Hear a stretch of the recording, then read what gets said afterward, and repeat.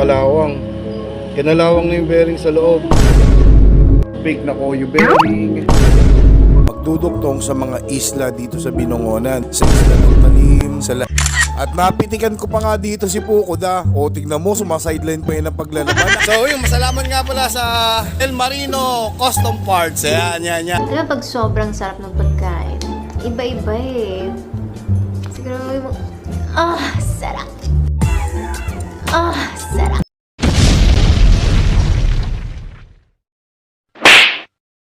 So yun na nga mga kabilog, for today's vlog, ipapagawa natin si Max. Kasi nasira na yung ni Max yung bearing niya sa unahan. So sabi sa akin ng mga kakilala kong mekaniko, ang sakit daw talaga ng click is normally yung bearing niya sa unahan. Kasi karamihan, yun yung madalas na masisira sa'yo. Yung bearing sa unahan ng click. Yan o. Tagas ng yan. Tagas ng kalawang. Kinalawang na yung bearing sa loob. Kaya tumagas na siya. Kaya kung mapapasin, gumagalaw na siya. Gumagalaw na.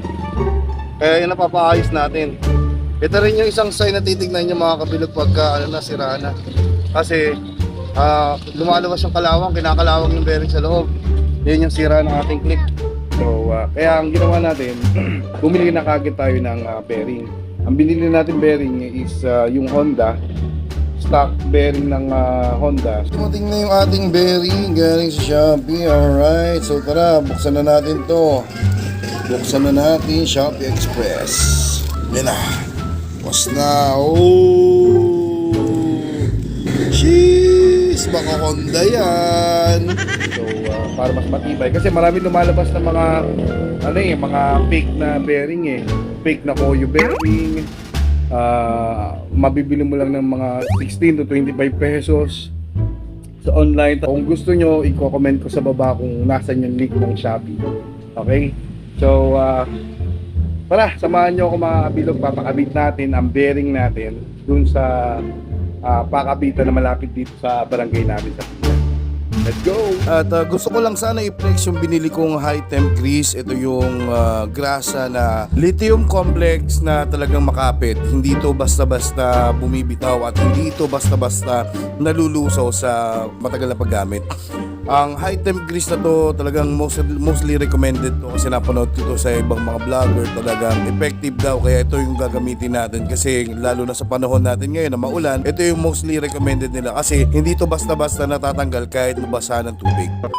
Kaya nga dali-dali akong pumunta kagad sa pinakamalapit na motor shop dito sa barangay namin, sa barangay Pila-Pila, ang El Marino Motor Shop. Napaka-accessible at napakalaking tulong nito lalo na sa mga katabing barangay namin dito sa barangay Kalinawan, at lalo na pagkatapos na ang ginagawang kalsada na magduduktong sa mga isla dito sa Binongonan, sa isla ng Talim, sa lahat ng mga isla, sa lahat ng isla dito magduduktong-duktong na yan. Ang laki talagang tulong kasi may motor shop na malapit. At isipin mo, pag nagawa yung mga kalsada na yan, bibili ng mga sasakyan at motor yan. Panigurado, sure ball.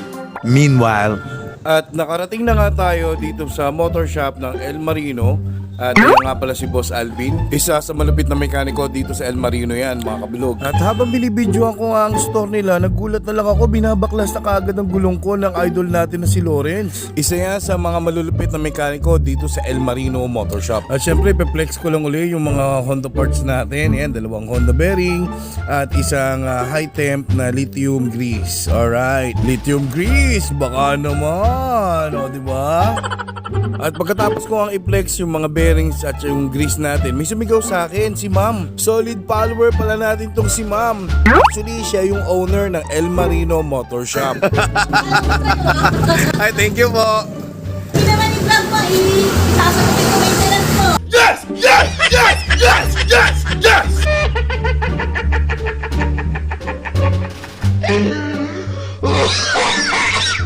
Sana all! Okay, naka-vlog to, naka-vlog. Pwede na! Alam nyo, nakakatuwa lang kasi kahit hindi naman sabihin ni Madam, talaga nakaplano talaga tong vlog na to. Pero syempre, maraming salamat pa rin Madam. At sa El Marino Motor Shop, maraming salamat. At natanggal na nga ang magkabilang bearing. Sobrang durog na durog at kinakalawang ang bearing natin dyan. Pagkatapos, nilalagyan na natin ng grasa, yung lithium grease na nakuha natin sa Shopee. At syempre, binubuksan din nila yung mga ipapalit natin na bearing dyan at nilalagyan din natin ng grasa sa loob para mas tumibay at tumagal ang lifespan ng ating bearing. At pagkatapos nga lagyan ng grasa sa loob ng bearing, syempre ibabalik natin yung cover ng bearing, yung kulay orange na cover ng bearing na yan. Yan, ibabalik natin yan. Pagkatapos, tsaka natin siya ilalagay sa yan, sa pinakang butas, sa pinakang lagayan sa gulong, sa mugs. What? Bro, what are you talking about, man? So yan, kukuha ka lang ng martilyo at dahan-dahan pupukpukin hanggang sa pumasok na yung kalahati sa loob. Pagkatapos, kukuha ka ng kahit anong tools. Iniisip ko mga size 19 or size 20 yung tools na ginamit namin dyan. Yung saktong-sakto lang, nasukat dun sa bearing. Para pagka pinukpok mo siya, dire-diretso na siya sa pagpasok sa loob at hindi masisira yung bearing at may iwasan natin yung pagkapaling or yung hindi magandang pasok ng bearing. So ayan, daan-daan lang na pinupukpok. Tapos sa kabila, wag niyong kakalimutan, ilagay niyo yung spacer. Yan, yung spacer sa gitna. Ayan, baka makalimutan nyo rin mga kabilog. Nakikita nyo yung spacer ko dyan, medyo kinakalawang na talaga. Kasi nga, nababad ng tubig, nalubog sa baha. Kaya, yun, pinasok ng tubig at kinalawang. So, lesson learned talaga para sa akin ito mga kabilog. So, yan, ilalagyan din nila ng grasa. Pagkatapos lagyan ng grasa, syempre, ilalagyan na natin yan sa loob ng ating gulong. Ayan. Pagkatapos, ilalagay na rin natin yung pangalawang bearing. Ganun din, same drill. Kukuha ka ng size na sukat, tapos pupukpukin mo ng dahan-dahan, tapos pag nakapasok na yung kalahati, tsaka mo na siya pupukpukin dire-diretso para kapit na kapit ang pasok ng bearing sa loob. Ayan, ganyan lang yung mga kabilog. A few moments later. Big shout out kay Idol Lawrence at kay Boss Albi na may sina-shout out. Shout out daw sa asawa ni Alvin na tahimik lang. O kasi parang tanga ka na talaga noon. Hotdog, potlong binili mo. At yan na nga mga kabilog, patapos na, kinakabit na lang yung rubber dust cover. At make sure po mga kabilog na bago nyo ikabit yung rubber dust cover natin, dapat tinatanggal natin yung mga lumang grasa, mga nakasiksik na libag, grasa sa loob ng ating rubber dust cover ng ating gulong. Susungkitin nyo lang yan kahit flat screw, pwede nyo pong gamitin para masungkit lang yan. Pagkatapos punas-punasan lang na kaunti, tapos pwede na natin siyang ibalik at lagyan ng kaunting grasa para mas smooth at ma-maintain ang ating bearing sa loob. So yun na nga mga kabilog, ikinakabit na at maya lamang ikakabit na po natin yan sa motor natin na si Max. Ito nga at kinakabit na namin ang gulong ni Max. So yan bago ng bearing yan. Maganda ng takbo niya ni Max. Poging-pogi na si Max, yung driver lang ang hindi. Na uvuvuvuvuvu enye tuwenwevu ugbemugbe osas. At napitikan ko pa nga dito si Pukod O tignan mo, sumasideline pa yun ang paglalaban. Napakasipag talaga. At ang sabi niya, doon na daw niya isasampay. Doon sa nagpalabas sa kanya. Shoutout sa'yo Pukod Iba ka talaga, idol. Tanong ako, bakit po tinawag na El Marino tong shop nyo? Kasi Sima na may-ari. Kasi Sima na may-ari. Shoutout mo naman ang pangalan niya. Ronnie. Shoutout kay Boss Ronnie. Madam, shoutout naman sa iyo, madam. Masyado ka tahimik. Mga kabilog, tapos na tayo magpagawa ng gulong ni Max at ready na uling magbardagulan si Max sa labas. So yun, masalamat nga pala sa El Marino Custom Parts. Yan. Punta kayo dito mga kabilog, sobrang solid. Sticker, bang bang, sticker, chee. So yun na nga, tapos na tayong paggawa ng motor. Natapos na natin paggawa si Max. Pauwi na tayo mga kabilog. Let's go! At big shoutout nga pala sa mga nagpapa-shoutout sa atin. So yan, big shoutout kay Alvin Oligario, Diaz T, Yonaga, Mark Anthony Antipoda, Ramil Jr., Sericado, Celestra. Ayan, big shoutout sa inyo mga kabilog. Yan, so shoutout nga pala sa Lex Lechon. Lex Lechon, yan, kabubukas lang po nila last August 18 dito po sa sitio kabilang tabi. Yan.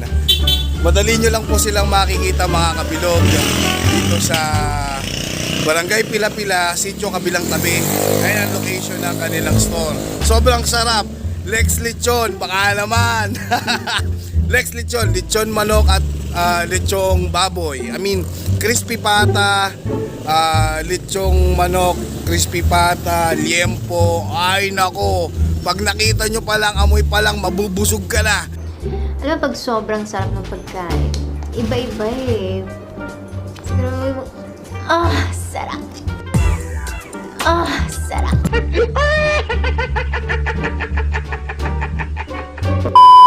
So yun na nga mga kabilog, napaayos na natin si Max. Okay na siya, okay na yung gulong niya sa unahan, okay na yung bearing niya. Ayan o.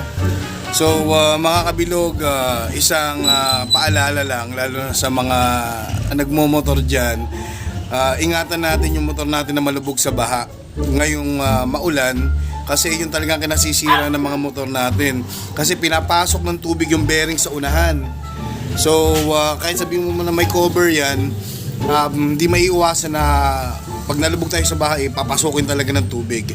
So yun ang nagiging cause ng sira ng mga bearing natin. So dapat ingatan natin. At pag nalubog tayo sa baha, i-maintenance natin.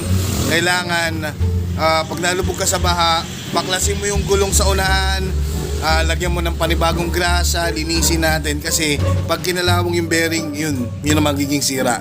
So lesson learned ako, kasi hindi ko yung ginawa.